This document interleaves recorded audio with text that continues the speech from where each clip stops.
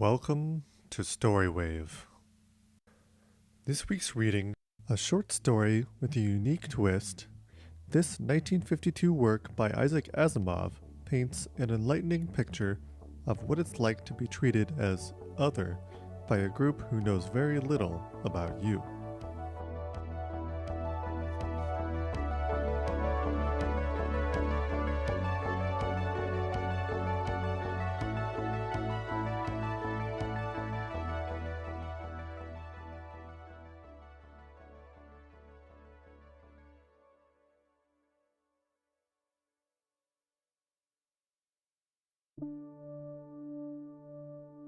There was a splatter of pebbles against the window, and the youngster stirred in his sleep. Another, and he was awake. He sat up stiffly in bed. Seconds passed while he interpreted his strange surroundings. He wasn't in his own home, of course. This was out in the country. It was colder than it should be, and there was green at the window. "Slim!" The call was a hoarse, urgent whisper, and the youngster bounded to the open window. Slim wasn't his real name, but the new friend he had met the day before had needed only one look at his slight figure to say, "You're Slim," he added. "I'm Red." Red wasn't his real name either, but its appropriateness was obvious. They were friends instantly with the quick, unquestioning friendship of young ones not yet quite in adolescence, before even the first stains of adulthood began to make their appearance. Slim cried, "Hi, Red," and waved cheerfully, still blinking the sleep out of himself. Red kept to his croaking whisper. "Quiet! You want to wake somebody?" Slim noticed all at once that the sun scarcely topped the low hills in the east, that the shadows were long and soft, and that the grass was wet. Slim said, more softly, "What's the matter?" Red only waved for him to come out. Slim dressed quickly, gladly confining his morning wash to the momentary sprinkle of a little lukewarm water. He let the air dry the exposed portions of his body as he ran out, while bare skin grew wet against the dewy grass. Red said, "You've got to be quiet. If Mom wakes up, or Dad, or your dad, or even any of the hands, then it'll be, 'Come on in, or you'll catch your death of cold.'" He mimicked voice and tone faithfully, so that Slim laughed and thought there had never been so funny a fellow as Red. Slim said eagerly, "Do you come out here every day like this, Red? Real early? It's like the whole world is just yours, isn't it, Red? No one else around and all like that." He felt proud at being allowed entrance into this private world. Red stared at him sidelong. He said carelessly, "I've been up for hours. Didn't you hear it last night?" "Hear what?" "Thunder." "Was there a thunderstorm?" Slim never slept through a thunderstorm. "I guess not. But there was thunder. I heard it. And then I went to the window and it wasn't raining. It was all stars and the sky was just getting sort of almost gray. You know what I mean?" Slim had never seen it so, but he nodded. "So I just thought I'd go out," said Red. They walked along the grassy side of the concrete road that split the panorama right down the middle, all the way down to where it vanished among the hills. It was so old that Red's father couldn't tell Red when it had been built. It didn't have a crack or a rough spot in it. Red said, "Can you keep a secret?" "Sure, Red. What kind of a secret?" "Just a secret. Maybe I'll tell you and maybe I won't. I don't know yet." Red broke a long, supple stem from a fern they passed, methodically stripping it of its leaflets, and swung what was left whip fashion. For a moment, he was on a wild charger, which reared and champed under his iron control. Then he got tired, tossed the whip aside, and stowed the charger away in a corner of his imagination for future use. He said, "There'll be a circus around." Slim said, "That's no secret. I knew that. My dad told me even before we came here, that's not the secret. Fine secret." Ever see a circus? You bet. Like it? Say, there isn't anything I like better. Red was watching out of the corner of his eyes again. Ever think you would like to be with a circus? I mean, for good? Slim considered. I guess not. I think I'll be an astronomer like my dad. I think he wants me to be. Huh, astronomer, said Red. Slim felt the doors of the new private world closing on him, and astronomy became a thing of dead stars and black, empty space. He said, placatingly, a circus would be more fun. You're just saying that. No, I'm not. I mean it. Red grew argumentative. Suppose you had a chance to join the circus right now. What would you do? See? Red affected scornful laughter. Slim was stung. I'd join up. Go on. Try me. Red whirled at him, strange and intense. You meant that? Do you want to go in with me? What do you mean? Slim stepped back a bit, surprised by the unexpected challenge. I got something that could get us into the circus. Maybe someday we can even have a circus of our own. We could be the biggest circus fellows in the world. That's if you want to go in with me. Otherwise, well, I guess I can do it on my own. I just thought, let's give good old Slim a chance. The world was strange and glamorous, and Slim said, Sure thing, Red. I'm in. What is it, huh, Red? Tell me what it is. Figure it out. What's the most important thing in circuses? Slim thought desperately. He wanted to give the right answer. Finally, he said, Acrobats? Holy smokes, I wouldn't go 5 steps to look at acrobats. I don't know then. Animals, that's what. What's the best sideshow? Where are the biggest crowds? Even in the main rings, the best acts are animal acts. There was no doubt in Red's voice. Do you think so? Everyone thinks so. You ask anyone. Anyway, I found animals this morning, 2 of them. And you've got them? Sure. That's the secret. Are you telling? Of course not. Okay, I've got them in the barn. Do you want to see them? They were almost at the barn, its huge open door black. Too black. They had been heading there all the time. Slim stopped in his tracks. He tried to make his words casual. Are they big? Would I fool with them if they were big? They can't hurt you. They're only about so long. I've got them in a cage. They were in the barn now, and Slim saw the large cage suspended from a hook in the roof. It was covered with stiff canvas. Red said, We used to have some bird there or something. Anyway, they can't get away from there. Come on, let's go up to the loft.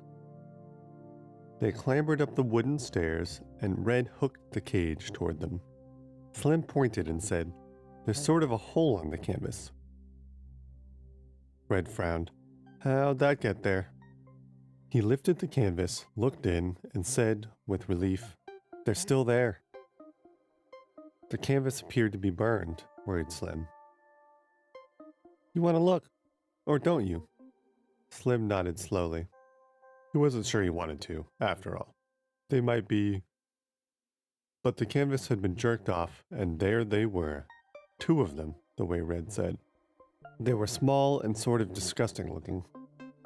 The animals moved quickly as the canvas lifted and were on the side toward the youngsters. Red poked a cautious finger at them. Watch out, said Slim in agony. They don't hurt you, said Red. Ever seen anything like them? No? Can't you see a circus would jump at a chance to have these? Maybe they're too small for a circus. Red looked annoyed. He let go the cage, which swung back and forth, pendulum fashion. You're just trying to back out, aren't you? No, I'm not. It's just... They're not too small, don't worry. Right now, I've only got one worry. What's that? Well, I've got to keep them till the circus comes, don't I? I've got to figure out what to feed them meanwhile. The cage swung, and the little trapped creatures clung to its bars, gesturing at the youngsters with queer, quick motions, almost as though they were intelligent. 2. The astronomer entered the dining room with decorum. He felt very much the guest. He said, "Where are the youngsters? My son isn't in his room." The industrialist smiled. "They've been out for hours. However, breakfast was forced into them among the women some time ago, so there's nothing to worry about. Youth, Doctor, youth." Youth. The word seemed to depress the astronomer. They ate breakfast in silence. The industrialist said once, "You really think they'll come? The day looks so normal." The astronomer said, "They'll come." That was all. Afterward, the industrialist said, "You'll pardon me, I can't conceive you were playing so elaborate a hoax. You really spoke to them?" "As I speak to you, at least, in a sense. They can project thoughts." "I gathered that must be so from your letter. How, I wonder?" "I could not say. I asked them, and of course, they were vague. Or perhaps it was just that I could not understand. It involves a projector for the focusing of thought, and, even more than that, conscious attention on the part of both projector and receptor. It was quite a while before I realized they were trying to think at me. Such thought projectors may be part of the science they will give us." "Perhaps," said the industrialist. "Yet think of the changes it would bring to society. A thought projector." "Why not? Change would be good for us." "I don't think so. It is only in old age that change is unwelcome," said the astronomer, "and races can be old as well as individuals." The industrialist pointed out the window. "You see that road? It was built before the wars. I don't know exactly when. It is as good now as the day it was built. We couldn't possibly duplicate it now. The race was young when that was built, eh?" "Then? Yes. At least they weren't afraid of new things." "No, I wish they had been. Where is the society of before the wars?" "Destroyed, Doctor. What good were youth and new things? We are better off now. The world is peaceful and jogs along. The race goes nowhere, but after all, there is nowhere to go. They proved that, the men who built the road. I'll speak with your visitors as I agreed, if they come. But I think I will only ask them to go." "The race is not going nowhere," said the astronomer, earnestly. "It is going toward final destruction. My university has a smaller student body each year. Fewer books are written. Less work is done. An old man sleeps in the sun, and his days are peaceful and unchanging. But each day finds him nearer death all the same." "Well, well," said the industrialist. "No, don't dismiss it. Listen. Before I wrote you, I investigated your position in the planetary economy." "And you found me solvent?" interrupted the industrialist, smiling. "Why, yes." "Oh, I see. You're joking." "And yet, perhaps the joke is not far off. You are less solvent than your father, and he was less solvent than his father. Perhaps your son will no longer be solvent. But it becomes too troublesome for the planet to support even the industries that still exist, though they are toothpicks to the oak trees of before the wars. We will be back to village economy, and to what? The caves? And the infusion of fresh technological knowledge will be the changing of all that? No, just the new knowledge. Rather, the whole effect of change, of a broadening of horizons. Look, sir, I chose to approach you in this matter not only because you were rich and influential with government officials, but because you had an unusual reputation for these days of daring to break with tradition. Our people will resist change, and you would know how to handle them, how to see to it that the youth of the race is revived? Yes. With its atomic bombs? The atomic bombs, returned the astronomer, need not be the end of civilization. These visitors of mine had their atomic bomb, or whatever their equivalent was on their own worlds, and survived it, because they did not give up. Don't you see? It wasn't the bomb that defeated us, but our own shell shock. This may be the last chance to reverse the process. Tell me, said the industrialist, what do these friends from space want in return? The astronomer hesitated. He said, I will be truthful with you. They come from a denser planet. Ours is richer in the lighter atoms. They want magnesium? Aluminum? No, sir. Carbon and hydrogen. They want coal and oil. Really? The astronomer said quickly, You were going to ask why creatures who have mastered space travel, and therefore atomic power, would want coal and oil. I can't answer that. The industrialist smiled. But I can. This is the best evidence yet of the truth of your story. Superficially, atomic power would seem to preclude the use of coal and oil. However, quite apart from the energy gained by their combustion, they remain, and always will remain, the basic raw material for all organic chemistry. Plastics, dyes, pharmaceuticals, and solvents. Industry could not exist without them, even in an atomic age. Still, if coal and oil are the low price for which they would sell us the troubles and tortures of racial youth, my answer is that commodity would be dear if offered gratis. The astronomer sighed and said, They're the boys. They were visible through the open window, standing together in the grassy field and lost in animated conversation. The industrialist's son pointed imperiously, and the astronomer's son nodded and made off at a run toward the house. The industrialist said, There's the youth you speak of. Our race has as much of it as it ever had. Yes, but we age them quickly and pour them into the mold. Slim scuttled into the room, the door banging behind him. The astronomer said, in mild disapproval, What's this? Slim looked up in surprise and came to a halt. I beg your pardon. I didn't know anyone was here. I am sorry to have interrupted. His enunciation was almost painfully precise. It's all right, youngster. But the astronomer said, Even if you'd been entering an empty room, son, there would be no cause for slamming a door. Nonsense, insisted the industrialist. The youngster has done no harm. You simply scold him for being young. You with your views. He said to Slim, Come here, lad. Slim advanced slowly. How do you like the country, huh? Very much, sir. Thank you. My son has been showing you about the place, has he? Yes, sir. Red, No. Call him Red. I call him that myself. Now tell me, what are you two up to, eh? Slim looked away. Why, just exploring, sir. The industrialist turned to the astronomer.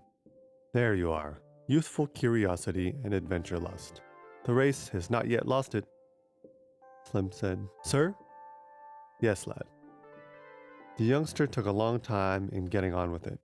He said, Red sent me in for something good to eat, but I don't exactly know what he meant. I didn't like to say so. Why, just ask Cook. She'll have something good for young'uns to eat. Oh, no, sir. I mean for animals. For animals? Yes, sir. What do animals eat? The astronomer said, I am afraid my son is city-bred. Well, said the industrialist, there's no harm in that. What kind of an animal, lad? A small one, sir. Then try grass or leaves, and if they don't want that, nuts or berries would probably do the trick. Thank you, sir. Slim ran out again, closing the door gently behind him. The astronomer said, "Do you suppose they've trapped an animal alive?" He was obviously perturbed. "That's common enough. There's no shooting on my estate, and it's tame country, full of rodents and small creatures. Red is always coming home with pets of one sort or another. They rarely maintain his interest for long." He looked at the wall clock. "Your friends should have been here by now, shouldn't they?" 3. The swaying had come to a halt, and it was dark. The explorer was not comfortable in the alien air. It felt as thick as soup, and he had to breathe shallowly. Even so, he reached out in a sudden need for company. The merchant was warm to the touch. His breathing was rough, he moved in an occasional spasm, and was obviously asleep. The explorer hesitated and decided not to wake him. It would serve no real purpose. There would be no rescue, of course. That was the penalty paid for the high profits which unrestrained competition could lead to. The merchant who had opened a new planet could have a 10-year monopoly of its trade, which he might hug to himself, or, more likely, rent out to all comers at a stiff price. It followed that planets were searched for in secrecy and, preferably, away from the usual trade routes. In cases such as theirs, then, there was little or no chance that another ship would come within range of their subetherics except for the most improbable of coincidences. Even if they were in their ship, that is, rather than in this cage. The explorer grasped the thick bars. Even if they blasted those away, as they could, they would be stuck too high in open air for leaping. It was too bad. They had landed twice before in the scout ship. They had established contact with the natives who were grotesquely huge but mild and unaggressive. It was obvious that they had once owned a flourishing technology, but hadn't faced up to the consequences of such a technology.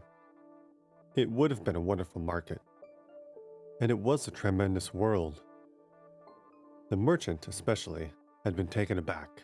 He had known the figures that expressed the planet's diameter, but from a distance of 2 light seconds, he had stood at the visiplate and muttered, "Unbelievable." "Oh, there are larger worlds," the explorer said. It wouldn't do for an explorer to be too easily impressed. "Inhabited?" "Well, no. Why could you drop your planet into that large ocean and drown it?" The explorer smiled. It was a gentle dig at his Arcturian homeland, which was smaller than most planets. He said, "Not quite." The merchant followed along the line of his thoughts.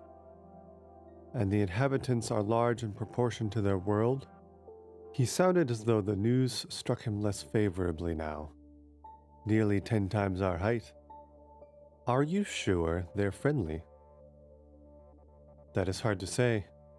Friendship between alien intelligences is an imponderable. They are not dangerous, I think. We've come across other groups that could not maintain equilibrium after the atomic war stage, and you know the results. Introversion, retreat, gradual decadence, and increasing gentleness. Even if they are such monsters? The principle remains." It was about then that the explorer felt the heavy throbbing of the engines. He frowned and said, "We are descending a bit too quickly." There had been some speculation on the dangers of landing some hours before. The planetary target was a huge one for an oxygen water world. Though it lacked the size of the uninhabitable hydrogen ammonia planets, and its low density made its surface gravity fairly normal, its gravitational forces fell off but slowly with distance. In short, Its gravitational potential was high, and the ship's calculator was a run-of-the-mill model not designed to plot landing trajectories at that potential range. That meant the pilot would have to use manual controls. It would have been wiser to install a more high-powered model, but that would have meant a trip to some outpost of civilization. Lost time, perhaps a lost secret. The merchant demanded an immediate landing. The merchant felt it necessary to defend his position now. He said angrily to the explorer, "Don't you think the pilot knows his job? He landed you safely twice before." Yes, thought the explorer, in a scout ship, not in this unmaneuverable freighter. Aloud, he said nothing. He kept his eye on the visiplate. They were descending too quickly. There was no room for doubt, much too quickly. The merchant said peevishly, "Why do you keep silence?" "Well then, if you wish me to speak, I would suggest that you strap on your floater and help me prepare the ejector." The pilot fought a noble fight. He was no beginner. The atmosphere, abnormally high and thick in the gravitational potential of that world, whipped and burned about the ship, but to the very last it looked as though he might bring it under control, despite that. He even maintained course, following the extrapolated line to the point on the northern continent toward which they were headed. Under other circumstances, with a shade more luck, the story would eventually have been told and retold as a heroic and masterly reversal of a lost situation. But within sight of victory, tired body and tired nerves clamped a control bar with a shade too much pressure. The ship, which had almost leveled off, dipped down again. There was no room to retrieve the final error. There was only a mile left to fall. The pilot remained at his post to the actual landing, his only thought that of breaking the force of the crash, of maintaining the spaceworthiness of the vessel. He did not survive. With the ship bucking madly in a soupy atmosphere, few ejectors could be mobilized and only one of them in time. When afterwards, the explorer lifted out of unconsciousness and rose to his feet, he had the definite feeling that but for himself and the merchant, there were no survivors. And perhaps this was an overcalculation. His floater had burnt out while still sufficiently distant from surface to have the fall stun him. The merchant might have had less luck, even, than that. He was surrounded by a world of thick, ropey stalks of grass, and in the distance were trees that reminded him vaguely of similar structures on his native Arcturian world, except that their lowest branches were high above what he would consider normal treetops. He called, his voice sounding basso in the thick air, and the merchant answered. The explorer made his way toward him, thrusting violently at the coarse stalks that barred his path. "Are you hurt?" he asked. The merchant grimaced. "I've sprained something. It hurts to walk." The explorer probed gently. "I don't think that anything is broken. You'll have to walk despite the pain. Can't we rest first? It's important to try to find the ship. If it is space-worthy or if it can be repaired, we may live. Otherwise, we won't. Just a few minutes. Let me catch my breath." The explorer was glad enough for those few minutes. The merchant's eyes were already closed. He allowed his to do the same. He heard the trampling, and his eyes snapped open. Never sleep on a strange planet, he told himself futilely. The merchant was awake too, and his steady screaming was a rumble of terror. The explorer called, "It's only a native of this planet. It won't harm you." But even as he spoke, the giant had swooped down, and in a moment they were in its grasp, being lifted closer to its monstrous ugliness. The merchant struggled violently and, of course, quite futilely. "Can't you talk to it?" he yelled. The explorer could only shake his head. "I can't reach it with the projector. It won't be listening." "Then blast it. blast it down. We can't do that. The phrase, "you fool," had almost been added. The explorer struggled to keep his self-control. They were swallowing space as the monster moved purposefully away. "Why not?" cried the merchant. "You can reach your blaster. I see it in plain sight. Don't be afraid of falling. It's simpler than that. If this monster is killed, you'll never trade with this planet. You'll never even leave it. You probably won't live the day out." "Why? Why?" "Because this is one of the young of the species. You should know what happens when a trader kills a native young, even accidentally.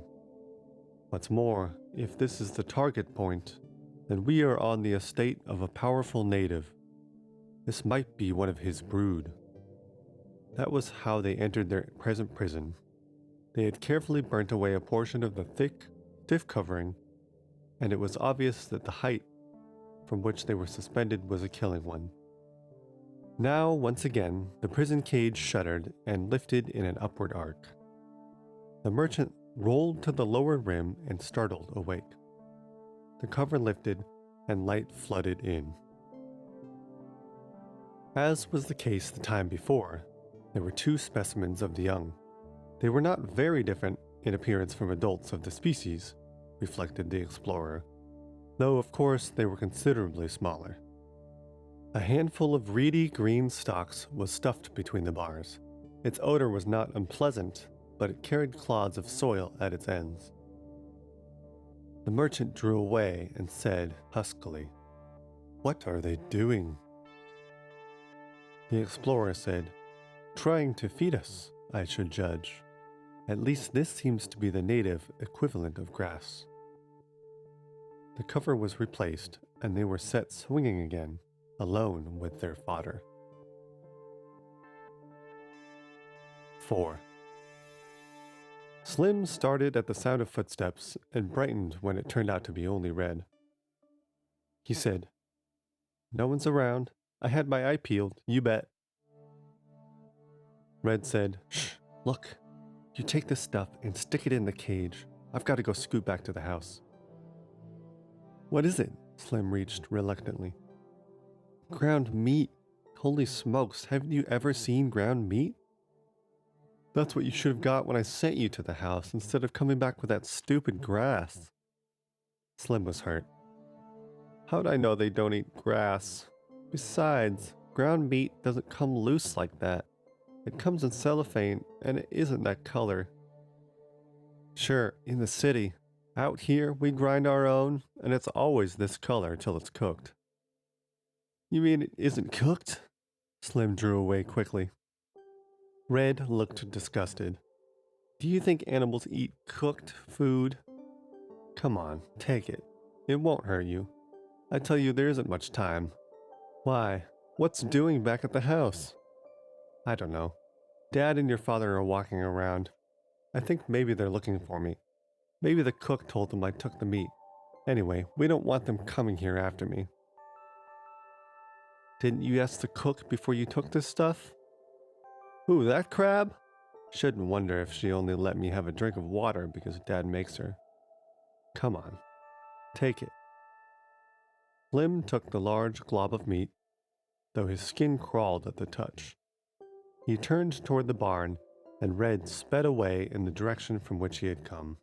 He slowed when he approached the two adults, took a few deep breaths to bring himself back to normal, and then carefully and nonchalantly sauntered past. They were walking in the general direction of the barn, he noticed, but not dead on. He said, "Hi, Dad." "Hello, sir."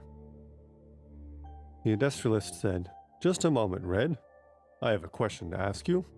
Red turned a carefully blank face to his father. "Yes, Dad?" "Mother tells me you were out early this morning." "Not real early, Dad. Just a little before breakfast." "She said you told her it was because you had been awakened during the night and didn't go back to sleep." Red waited before answering.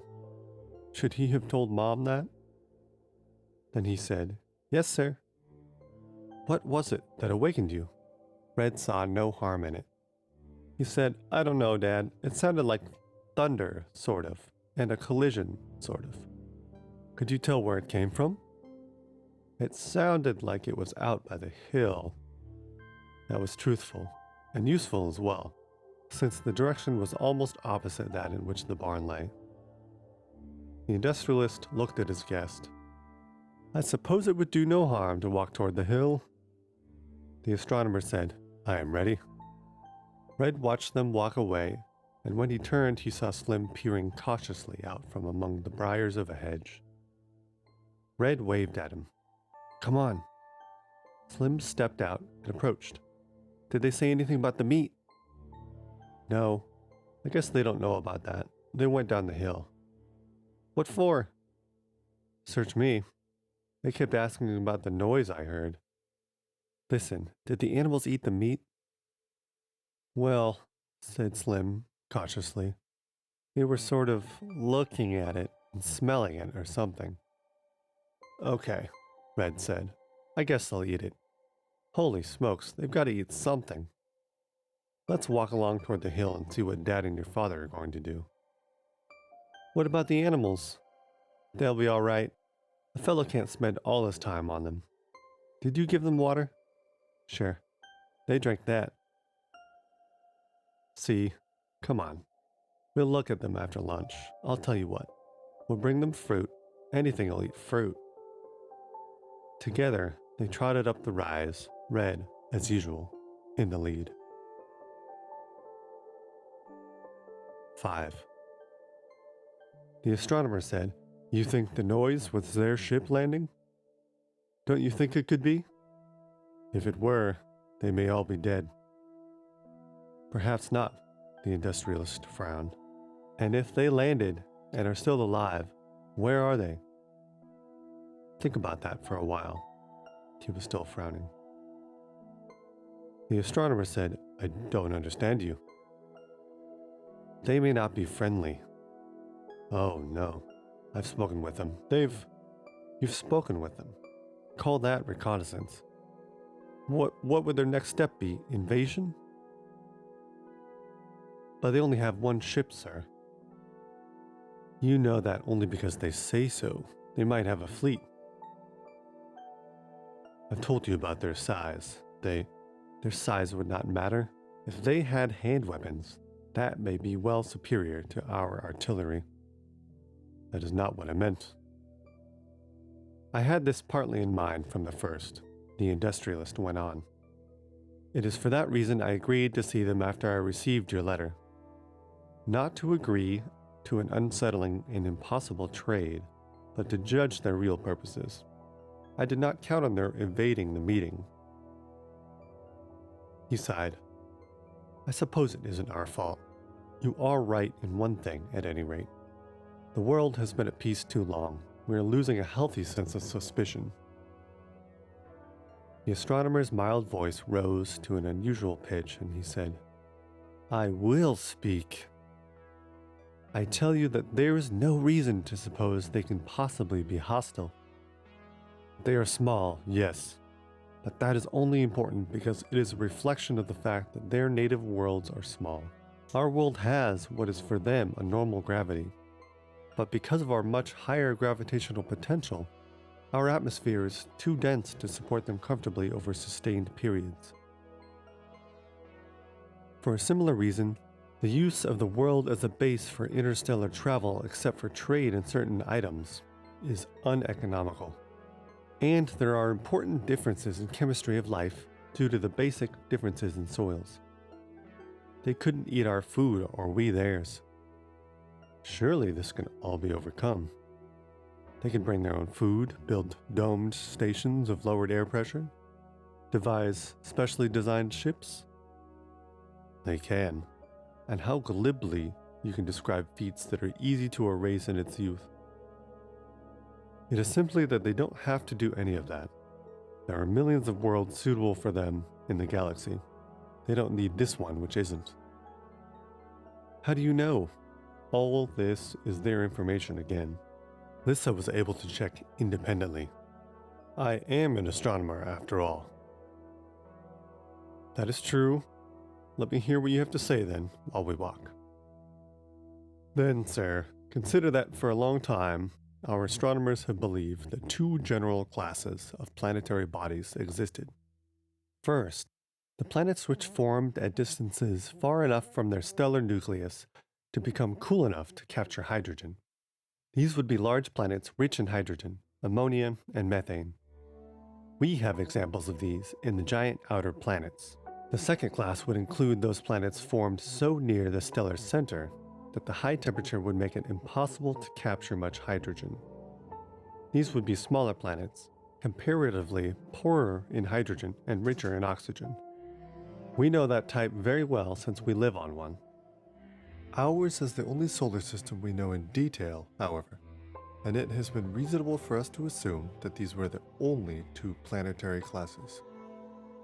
I take it then that there is another. Yes, there is a super-dense class, still smaller, poorer in hydrogen than the inner planets of the solar system. The ratio of occurrence of hydrogen-ammonia planets and these super-dense water-oxygen worlds of theirs over the entire galaxy. And remember that they have actually conducted a survey of significant sample volumes of the galaxy which we, without interstellar travel, cannot do, is about 3 to 1. This leaves them 7 million super-dense worlds for exploration and colonization. The industrialist looked at the blue sky and the green-covered trees among which they were making their way. He said, "And worlds like ours?" The astronomer said, softly, "Ours is the first solar system they have found which contains them. Apparently, the development of our solar system was unique and did not follow the ordinary rules." The industrialists considered that. What it amounts to is that these creatures from space are asteroid dwellers. No. The asteroids are something else again.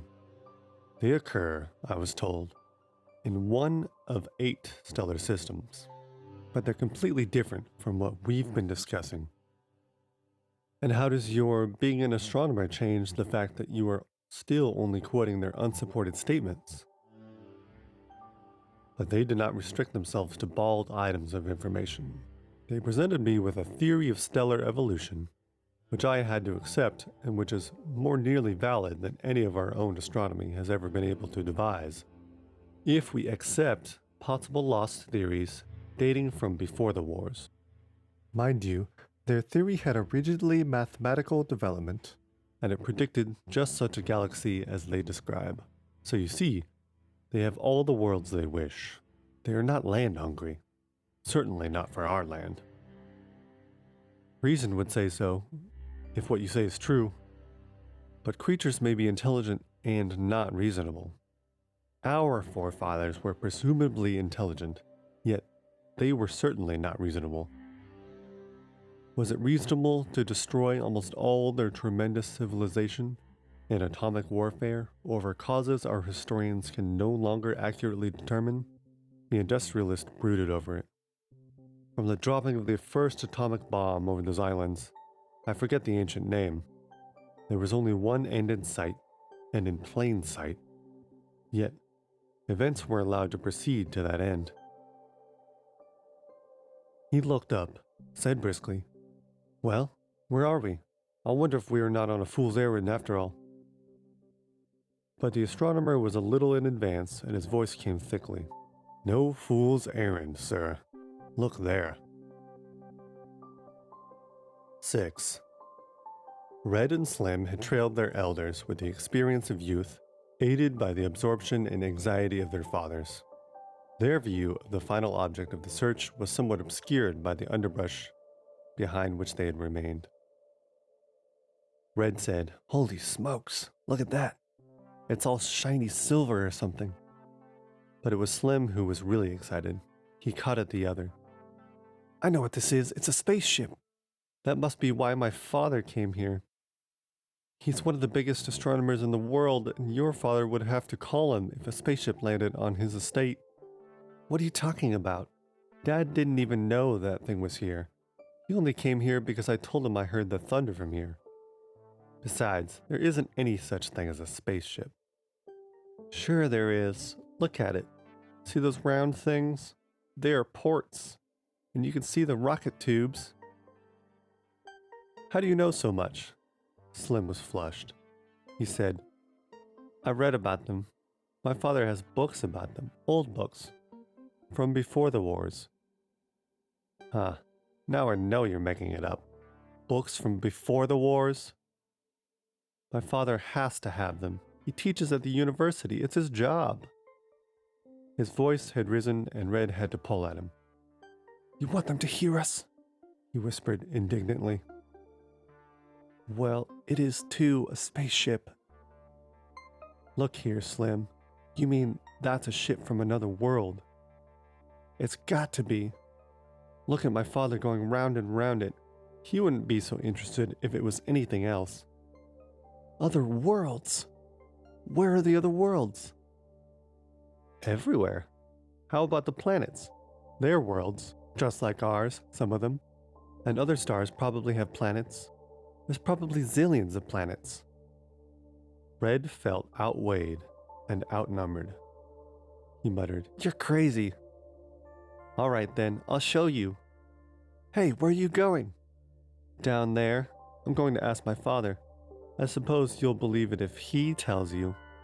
I suppose you'll believe a professor of astronomy knows what he had scrambled up right. Red said, Hey, you don't want them to see us. We're not supposed to be here. Do you want them to start asking questions and find out about our animals? I don't care. You said I was crazy. Snitcher, you promised you wouldn't tell. I'm not going to tell. But if they find out themselves, it's your fault for starting an argument and saying I was crazy. I take it back then, grumbled Red. Well, all right. You better. In a way, Slim was disappointed. He wanted to see the spaceship at closer quarters. Still, he could not break his vow of secrecy, even in spirit, without at least the excuse of a personal insult. Red said, It's awfully small for a spaceship. Sure, because it's probably a scout ship. I'll bet Dad couldn't even get into the old thing. So much Slim realized to be true. It was a weak point in his argument, and he had made no answer. His interest was absorbed by the adults. Red rose to his feet, an elaborate attitude of boredom all about him. Well, I guess we better be going. There's business to do, and I can't spend all day here looking at some old spaceship, or whatever it is. We've got to take care of the animals if we're going to be circus folks. That's the first rule with circus folks. They've got to take care of the animals. And, he finished virtuously, that's what I aim to do anyway. Slim said, For what, Red? They've got plenty of meat. Let's watch. There's no fun in watching. Besides, Dad and your father are going away, and I guess it's about lunchtime. Red became argumentative. Look, Slim, we can't start acting suspicious, or they're going to start investigating. Holy smokes, don't you ever read any detective stories? When you're trying to work a big deal without being caught, it's practically the main thing to keep on acting just like always. Then they don't suspect anything. That's the first law. Oh, all right. Slim rose resentfully. At the moment, circus appeared to him a rather tawdry and shoddy substitute for the glories of astronomy, and he wondered how he had come to fall in with Red's silly scheme. Down the slope they went, Slim, as usual, in the rear. 7. The industrialist said, It's the workmanship that gets me. I never saw such construction. What good is it now? Said the astronomer, bitterly. There's nothing left. There'll be no second landing. This ship detected life on our planet through accident. Other exploring parties would come no closer than necessary to establish the fact that there were no super-dense worlds existing in our solar system. Well, there's no quarreling with the crash landing. The ship hardly seems damaged. If only some had survived, the ship might have been repaired. If they had survived, there would be no trade in any case. They're too different. Too disturbing. In any case, it's over. They entered the house, and the industrialist greeted his wife calmly. "Lunch about ready, dear?" "I'm afraid not. You see," she looked hesitantly at the astronomer. "Is anything wrong?" asked the industrialist. "Why not tell me? I'm sure our guest wouldn't mind a little family discussion." "Pray don't pay any attention whatever to me," muttered the astronomer. He moved miserably to the other end of the living room. The woman said in low, hurried tones, "Really, dear, Cook's that upset. I've been soothing her for hours, and honestly, I don't know why Red should have done it." "Done what?" The industrialist was more amused than otherwise.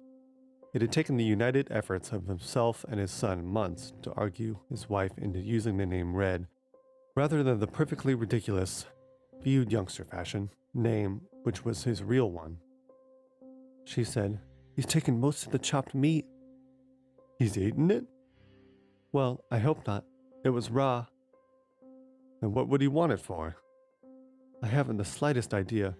I haven't seen him since breakfast." Meanwhile, Cook's just furious. She caught him vanishing out the kitchen door, and there was the bowl of chopped meat just about empty, and she was going to use it for lunch. Well, you know Cook. She had to change the lunch menu, and that means she won't be worth living with for a week. You'll just have to speak to Red, dear, and make him promise not to do things in the kitchen anymore. And it wouldn't hurt to have him apologize to Cook. Oh, come. She works for us. If we don't complain about a change in lunch menu, why should she? Because she's the one who has double work made for her, and she's talking about quitting. Good cooks aren't easy to get. Do you remember the one before her? It was a strong argument. The industrialist looked about vaguely. He said, "I suppose you're right. He isn't here, I suppose. When he comes in, I'll talk to him." "You'd better start. Here he comes." Red walked into the house and said cheerfully, "Time for lunch, I guess." He looked from one parent to the other in quick speculation at their fixed stares and said, "Gotta clean up first, though," and made for the other door. The industrialist said, "One moment, son." "Sir?" "Where's your little friend?"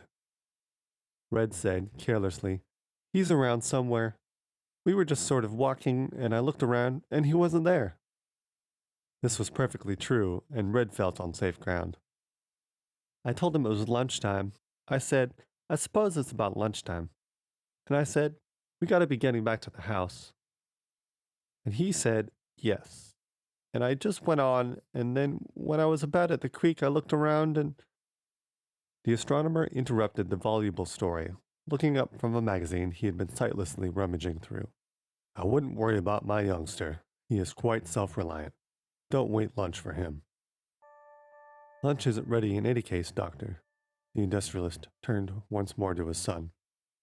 "In talking about that, son, the reason for it is that something happened to the ingredients. Do you have anything to say?" "Sir?" "I hate to feel that I have to explain myself more fully. Why'd you take the chopped meat?" "The chopped meat?" "The chopped meat." He waited patiently. Red said, "Well, I was sort of..." "Hungry?" prompted his father. "For raw meat?" "No, sir. I just sort of needed it." "For what exactly?" Red looked miserable and remained silent. The astronomer broke in again. "If you don't mind my putting in a few words, you'll remember that just after breakfast my son came in to ask what animals ate." "Ah, you're right. How stupid of me to forget. Look here, Red. Did you take it for an animal pet you've got?"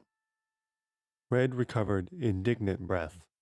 He said, "You mean Slim came in here and said I had an animal? He came in here and said that? He said I had an animal?" "No, he didn't. He simply asked what animals ate. That's all. Now, if he promised he wouldn't tell on you, he didn't. It's your own foolishness in trying to take something without permission that gave you away. That happened to be stealing. Now you have an animal, I ask you a direct question." "Yes, sir." It was a whisper so low as hardly to be heard. "All right. You'll have to get rid of it. Do you understand?" Red's mother intervened. Do you mean to say you're keeping a meat-eating animal, Red? It might bite you and give you blood poison. They're only small ones, wavered Red. They hardly budge if you touch them. They? How many do you have? 2. Where are they? The industrialist touched her arm. Don't chivvy the child any further, he said in a low voice. If he says he'll get rid of them, he will, and that's punishment enough. He dismissed the matter from his mind. 8. Lunch was half over when Slim dashed into the dining room. For a moment, he stood abashed, and then he said in what was almost hysteria, I've got to speak to Red. I've got to say something. Red looked up in fright, but the astronomer said, I don't think, son. You're being very polite. You've kept lunch waiting. I'm sorry, Father. Oh, don't rate the lad, said the industrialist's wife. He can speak to Red if he wants to. And there was no damage done to the lunch. I've got to speak to Red alone, Slim insisted. Now that's enough, said the astronomer with a kind of gentleness that was obviously manufactured for the benefit of strangers, and which had beneath it an easily recognized edge. Take your seat. Slim did so, but he ate only when someone looked directly upon him. Even then, he was not very successful. Red caught his eyes. He made soundless words. Did the animals get loose? Slim shook his head slightly. He whispered, No, it's... The astronomer looked at him hard, and Slim faltered to a stop. With lunch over, Red slipped out of the room with a microscopic motion at Slim to follow. They walked in silence to the creek. Then Red turned fiercely upon his companion. Look here, what's the idea of telling my dad we were feeding animals? Slim said, I didn't. I asked what you feed animals. That's not the same as saying that we were doing it. Besides, it's something else, Red. But Red had not used up his grievances. And where did you go anyway? I thought you were coming to the house. They acted like it was my fault you weren't there. But I'm trying to tell you about that if only you'd shut up a second and let me talk. You don't give a fellow a chance. Well, go on and tell me if you got so much to say. I'm trying to. I went back to the spaceship. The folks weren't there anymore and I wanted to see what it was like. It isn't a spaceship, said Red sullenly. He had nothing to lose. It is too. I looked inside. You could look through the ports and look inside and they were dead. He looked sick. They were dead. Who were dead? Slim screeched. Animals, like our animals. Only they aren't animals. They're people things from other planets. For a moment, Red might have been turned to stone. It didn't occur to him to disbelieve Slim at this point. Slim looked too genuinely the bearer of just such tidings. He said finally, Oh my.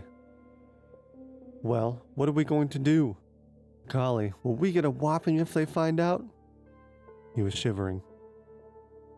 We'd better turn them loose, said Red. They'll tell on us. They can't talk our language. Not if they're from another planet. Yes, they can, because I remember Father talking about some stuff like that to my mother when he didn't know I was in the room. He was talking about visitors who could talk with the mind. Telepathy or something. I thought he was making it up. Well, holy smokes. Holy smokes.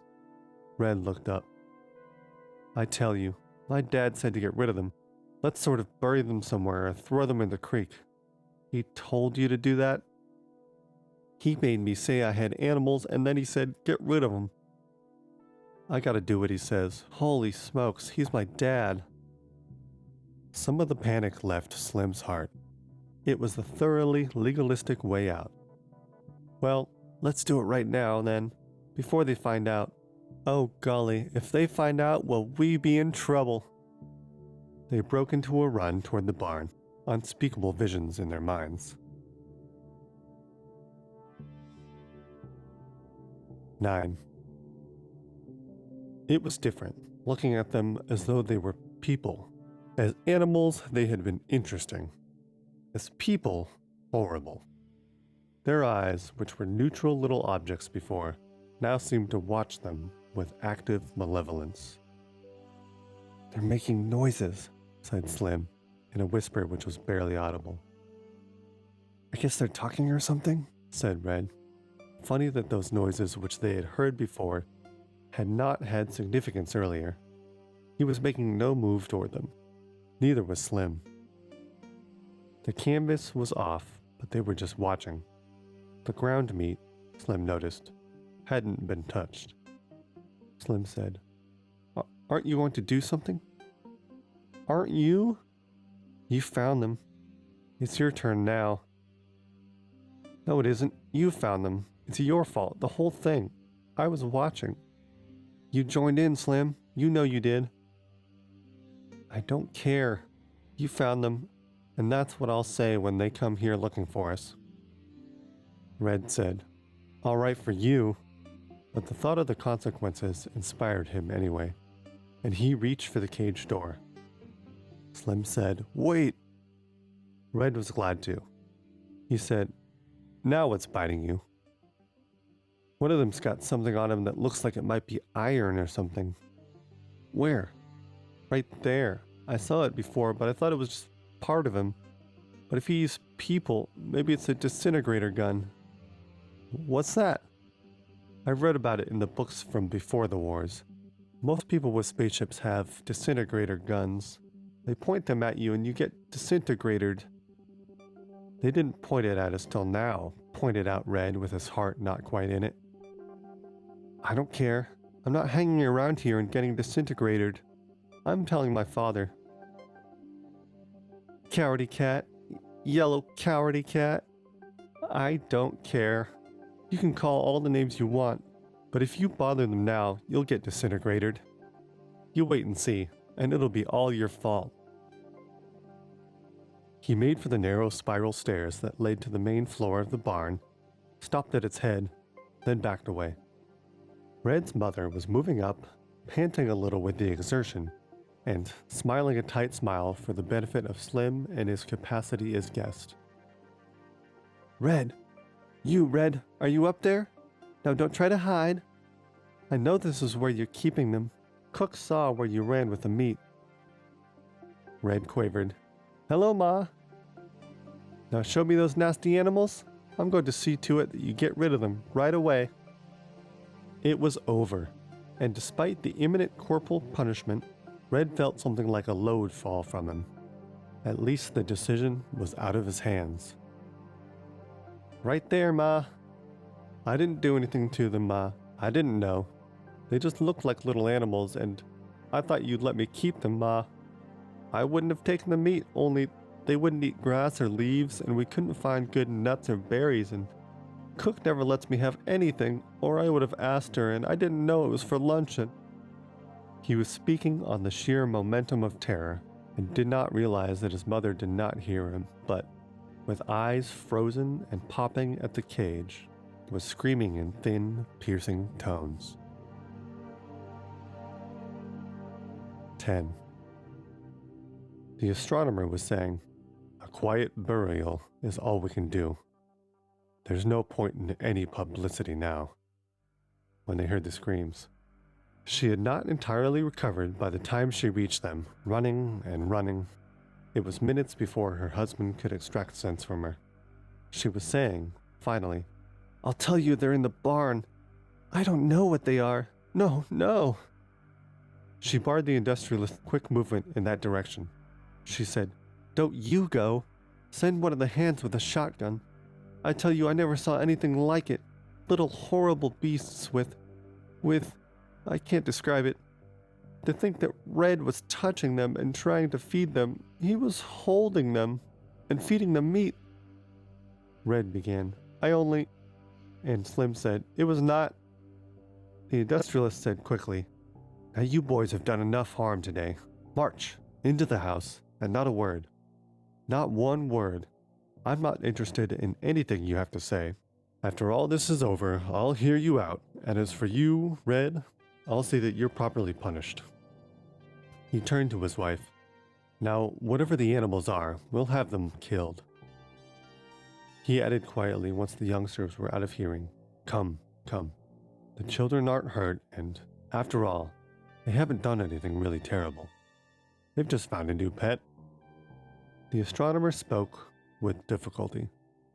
Pardon me, ma'am, but can you describe these animals? She shook her head. She was quite beyond words. Can you just tell me if they... I'm sorry, said the industrialist, apologetically, but I think I had better take care of her. Will you excuse me? A moment. Please, one moment. She said she had never seen such animals before. Surely it is not usual to find animals that are completely unique on an estate such as this. I'm sorry. Let's not discuss that now. Except that unique animals might have landed during the night. The industrialist stepped away from his wife. What are you implying? I think we had better go to the barn, sir. The industrialist stared a moment, turned, and suddenly and quite uncharacteristically began running. The astronomer followed, and the woman's wail rose unheeded behind them. 11. The industrialist stared, looked at the astronomer, turned to stare again. Those? Those, said the astronomer. I have no doubt we appear strange and repulsive to them. What do they say? Why, that they are uncomfortable and tired and even a little sick, but they are not seriously damaged, and that the youngsters treated them well. Treated them well, scooping them up, keeping them in a cage, giving them grass and raw meat to eat? Tell me how to speak to them. It may take a little time. Think at them. Try to listen. It will come to you, but perhaps not right away. The industrialist tried. He grimaced with the effort of it, thinking over and over again. The youngsters were ignorant of your identity. And the thought was suddenly in his mind. We were quite aware of it, and because we knew they meant well by us, according to their own view of the matter, we did not attempt to attack them. Attack them? Thought the industrialist, and said it aloud in his concentration. Why, yes, came the answering thought. We are armed. One of the revolting little creatures in the cage lifted a metal object, and there was a sudden hole in the top of the cage and another in the roof of the barn, each hole rimmed with charred wood. We hope, the creatures thought, it will not be too difficult to make repairs. The industrialist found it impossible to organize himself to the point of directed thought. He turned to the astronomer. And with that weapon in their possession, they let themselves be handled and caged? I don't understand it. But the calm thought came. We would not harm the young of an intelligent species. 12. It was twilight. The industrialist had entirely missed the evening meal and remained unaware of the fact. He said, Do you really think the ship will fly? If they say so, said the astronomer, I'm sure it will. They'll be back, I hope, before too long. And when they do, said the industrialist energetically, I will keep my part of the agreement. What is more, I will move the sky and earth to have the world accept them. I was entirely wrong, Doctor. Creatures that would refuse to harm children under such provocation as they received are admirable.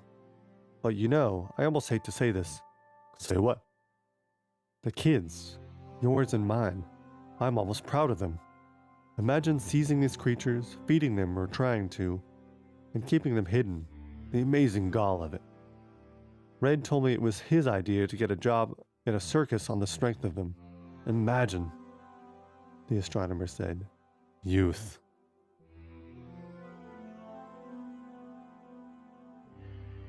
"13. The merchant said, Will we be taking off soon? Half an hour, said the explorer.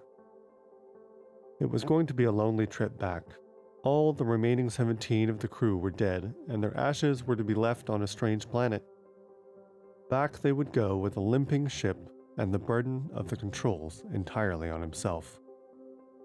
The merchant said, "It was a good business stroke, not harming the young ones. We will get very good terms, very good terms."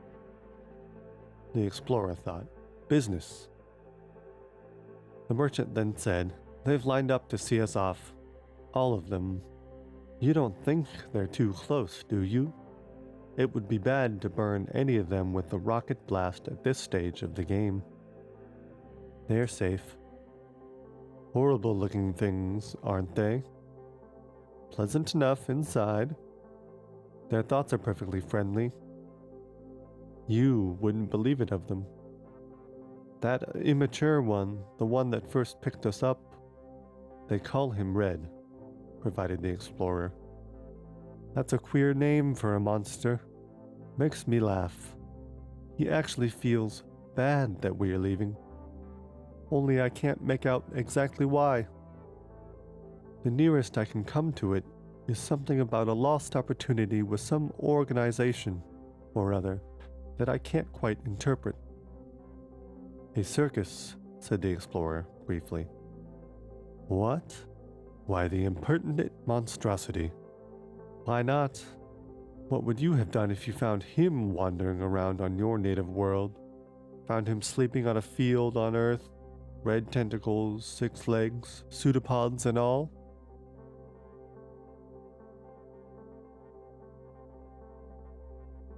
"14. Red watched the ship leave.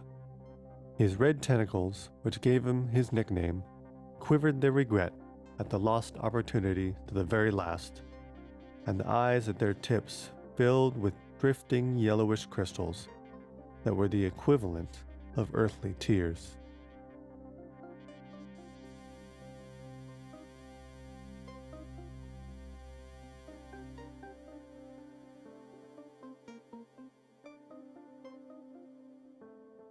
Thanks for listening to another episode of Storywave. Until next time, remember that you're also strange to someone who's never seen a human before.